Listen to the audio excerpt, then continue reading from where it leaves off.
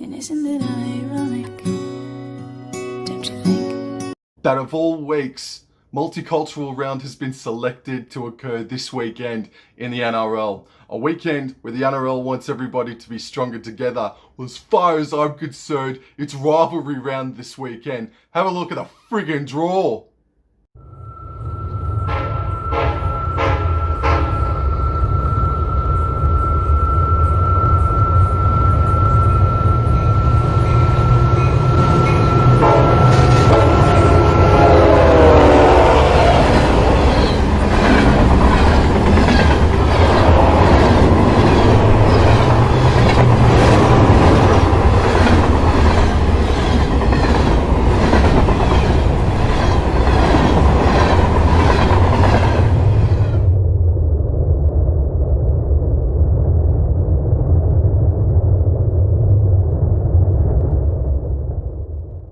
Howdy everyone, it's Sam. I hope you're doing really well. If you're new around here, I hope I can get you to consider liking the content and subscribing to the channel. And if you are a regular around these hip huts, thank you very much for the continuous support. I think this is the most excited I've been for a round of footy in a very, very long time, throughout the regular season anyway. And let's get stuck into it right now.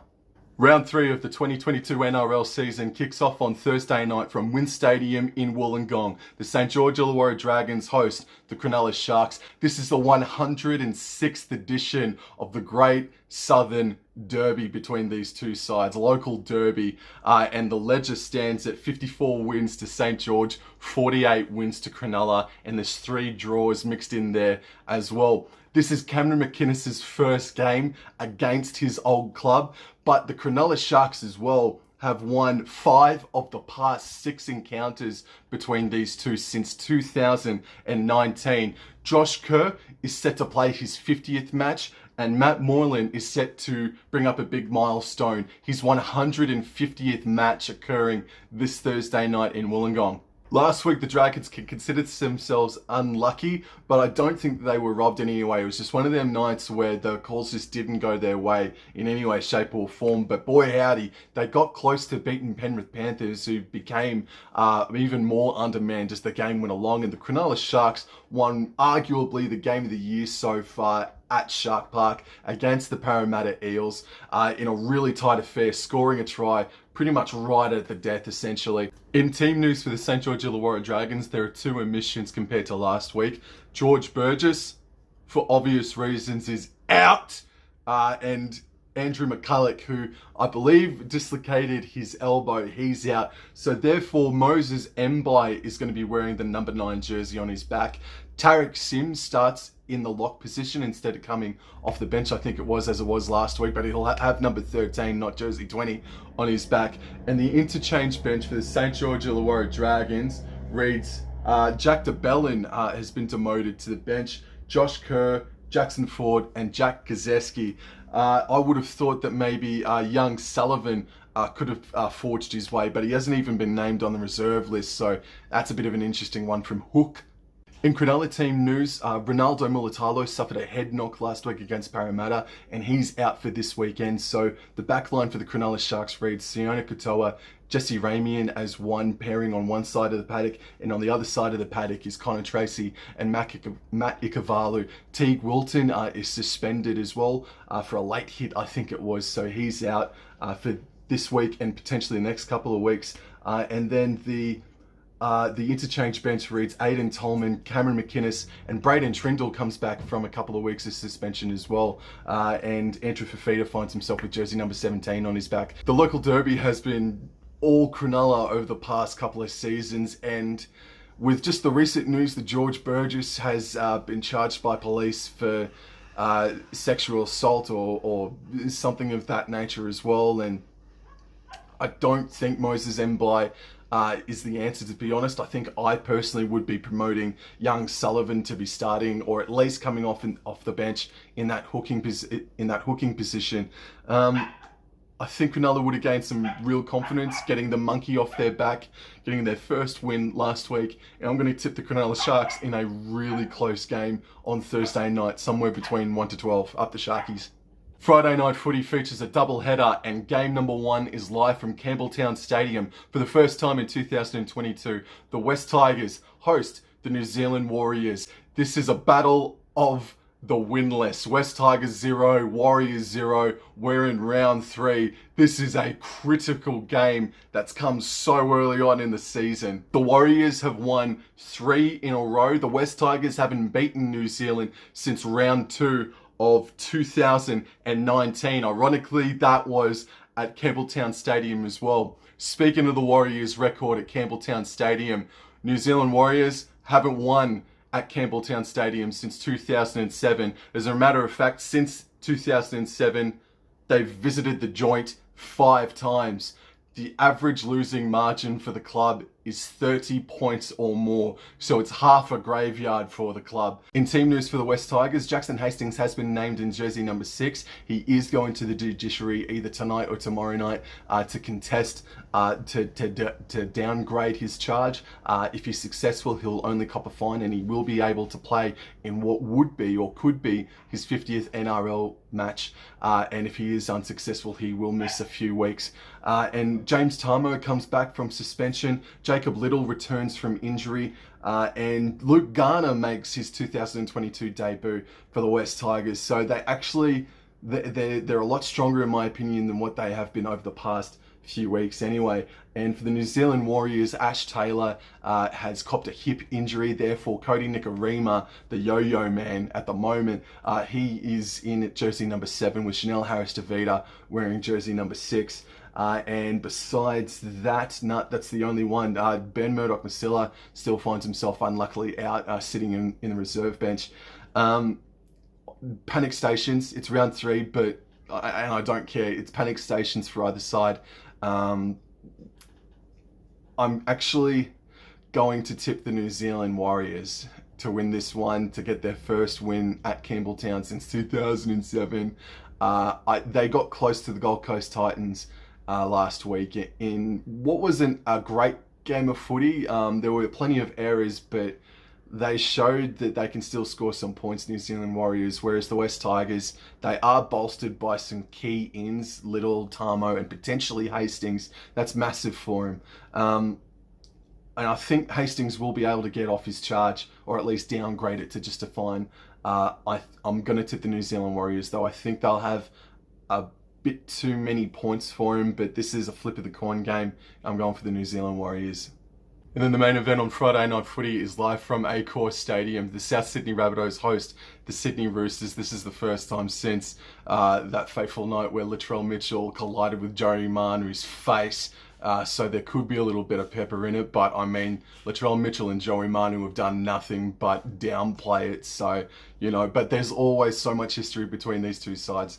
It is the 227th edition of the encounter. The South Sydney Rabbitohs got the double against them last year, and big milestone for Damien Cook. He's playing his 150th match this weekend. So for team news for the South Sydney Rabbitohs, there's a little bit of swapping and changing. Alex Johnson and Tane Milne, they are a pairing on one side of the paddock, and on the other side of the paddock is Campbell Graham and Jackson Paulo. And the forward pack remains the same. Liam Knight is the new addition on the bench in jersey 17, whereas David Mawali finds himself back in jersey 21, and didn't he make a friggin' difference when he came onto the paddock last week against Melbourne Storm. And then for the Sydney Roosters, 1 through to 7 looks unchanged. And then in the forward pack, Takiaho and Nat Butcher find themselves in the starting position. And the interchange bench reads Drew Hutchison, Fletcher Baker, Angus Crichton and Waria Hargreaves are starting from the bench this weekend too. Interesting call, and we'll see what happens. I think South Sydney Rabbitohs were appalling for the first 70 minutes of last week until they miraculously came back. So what does that say about Melbourne Storm? We'll get into it in a second. I don't think they're going to have enough points to beat the Sydney Roosters. Sydney Roosters in themselves, while they were very good, I think they last year or maybe even 2 years ago, they would have put 50 points on Manly Sea Eagles. So maybe it was because of the rain that occurred at halftime that sort of didn't have them play to the best of their abilities. And it's only round 2. They're still knocking off the cobwebs. But I think the Sydney Roosters, are going to get a lot more out of that win too from last week, and I think they're going to beat the South Sydney Rabbitohs by 1-12. I don't think it's going to be a blowout score for South Sydney. I think they'll be up for it. It's a rivalry game. Form goes out the window. So I'm going to tip the Sydney Roosters to win this one 1-12. Now we move into Super Saturday. Super Saturday. Super hard to tip. The first game on Super Saturday is live from Carrington Park in Bathurst, where we see the Penrith Panthers host the Newcastle Knights. The night previously, we're going to be seeing a battle of the winless. In this encounter, we're seeing a top-of-the-table clash after 3 rounds. Newcastle Knights first, Penrith Panthers second. Loser has their first loss of 2022. Let's get stuck into the team news. And from 1 through to 7 for the Penrith Panthers, it looks like Taylor May finds himself with jersey number 5 on his back, meaning Brian To'o was gone because of an MCL injury. So that's a blow for the Penrith Panthers. So Matt Eisenhuth and James Fisher-Harris have been named. I thought Mr. Fisher-Harris was going to be missing for the next couple of weeks, so that's interesting. And then the back row was Kikau Martin and Yo indeed. And the interchange bench, Mitch Kenny, Scott Sorensen, who was projected to miss some games too. He's been named, Spencer Linu and Jamin Salmons. So all this injury news that has come out over the past couple of days, excluding Brian To'o over the Penrith Panthers, has proven to be a bit false. The Newcastle Knights 1 through to 7. So Kalen Ponga returns. Dominic Young and Dane Gagai are a pairing, and they were a very good pairing last week against the West Tigers. And Brabham Best and Tawala, Clifford and Clune. Go Clifford. And then the forward pack, the Saifidi brothers are starting the game, so that means Daniel Saifidi is well and truly back. Tyson Frizzell, Mitch Barnett, and Kurt Mann are the back row. And then the interchange bench is Crossland, Momasia, Leo Thompson, and Matt Croker. That's a very young interchange bench compared to the Penrith Panthers. And I'm just looking here. Suaso Su, it was due to come back as well, I think because of suspension, but he finds himself on the reserve list. And maybe the biggest, most interesting news out of the Penrith Panthers team news is that Nathan Cleary has got number jersey 24 on his back. I don't think he'll play. They've always said round 4. So I think this is just a bit of a bit of a smoke bomb from the Penrith Panthers, but I don't think he'll end up playing. If he does, great, but I don't think he will. I think Sean O'Sullivan will still remain at halfback this weekend. Some of the history between Penrith and Newcastle, they played that famous draw a couple of years ago. The overall record is actually leaning towards Newcastle by the solitary win as well. Since 2018, Penrith have won 4 of the past 6. So it has been Panthers, but then you've got to remember that for a long time there, Newcastle were down in the doldrums as well. And this is the first meeting between the two at Bathurst. I was kind of expecting Scott Sorensen and James Fisher-Harris not to play, and that still could be the case come kick-off Saturday 3 p.m.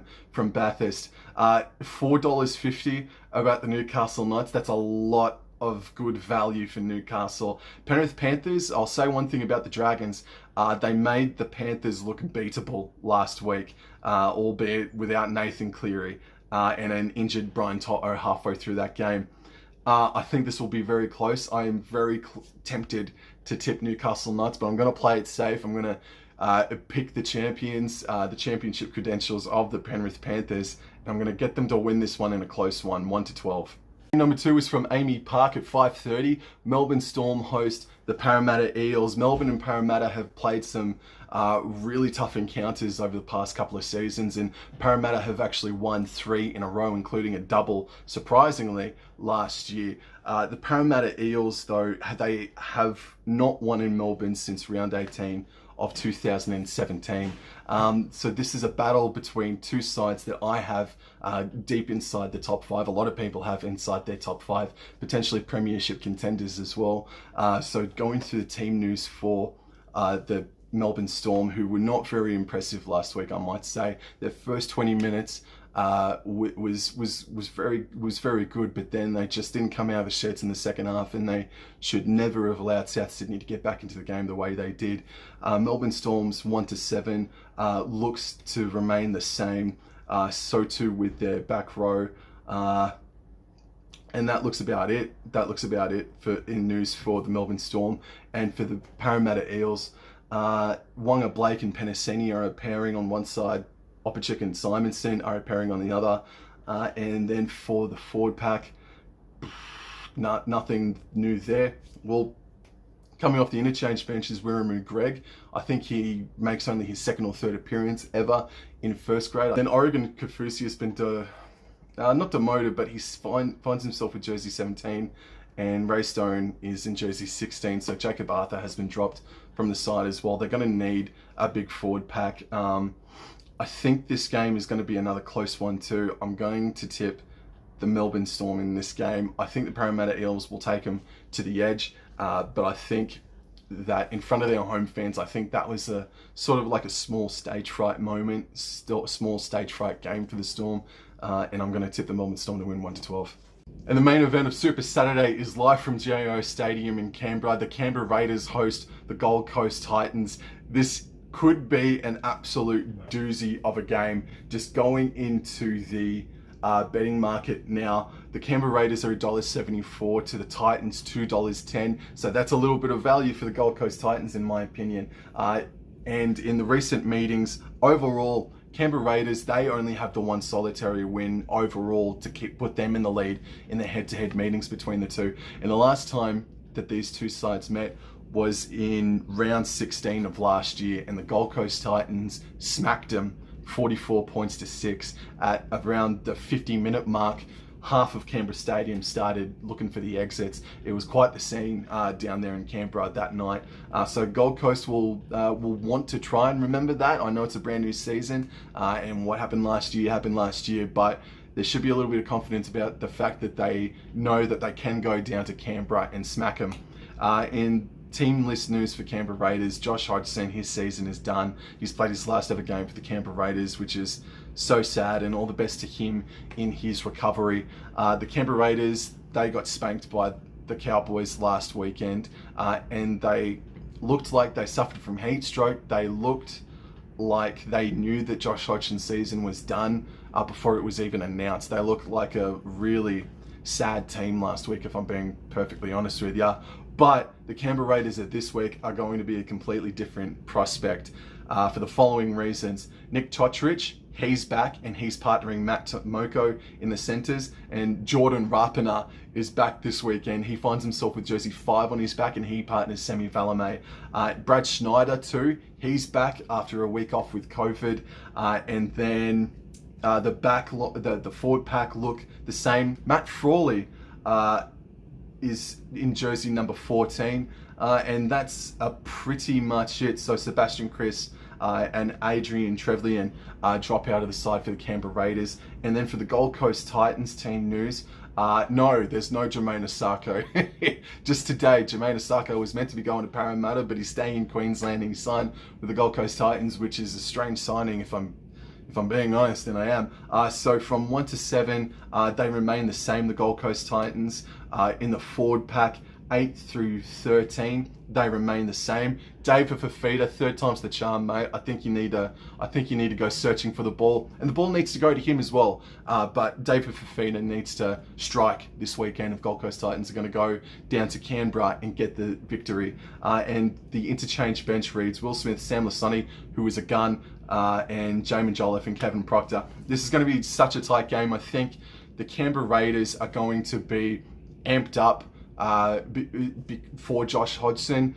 They are going to do their fans proud, or they're going to want to do their fans proud after last week's pretty insipid performance against the Cowboys. But then again, you look at the Gold Coast Titans, man, and they've got so many points in them, and they're still not playing to the best of their abilities, especially as aforementioned, David Fafita really hasn't done nothing in 2022, in my opinion.